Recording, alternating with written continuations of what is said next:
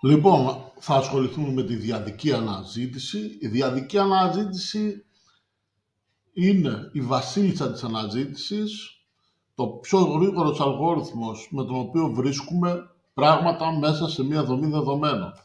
Στην προκειμένη περίπτωση, εμείς θα εφαρμόσουμε διαδική αναζήτηση σε μονοδιάστατο πίνακα, αλλά πρέπει να σας καθορίσω κιόλας και να αποσαφηνίσετε το γεγονός ότι αυτό εφαρμόζονταν σε έναν διαδικό δέντρο.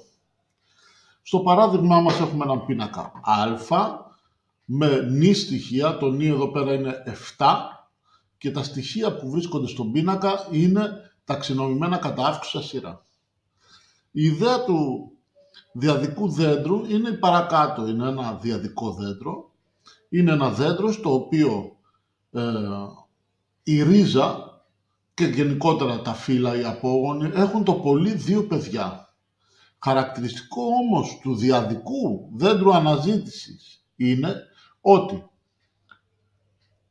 τα στοιχεία τα οποία βρίσκονται αριστερά από έναν κόμβο έχουν τιμή μικρότερη από ό,τι είναι ο γονέας.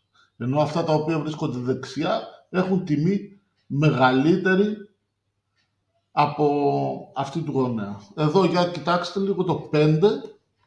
Αριστερά του όλα τα στοιχεία που βρίσκονται στο υποδέντρο είναι μικρότερα του 5, ενώ δεξιά του όλα τα στοιχεία είναι μεγαλύτερα του 9. Ο ορισμός είναι πάρα πολύ σημαντικός και καθορίζει πάρα πολύ καλά ένα δέντρο. Το συγκεκριμένο δέντρο είναι απόλυτα ισορροπημένο. Αυτό προκύπτει αν τυχόν μπουν όλα τα σειρά και ξεκινήσουμε από τη μέση.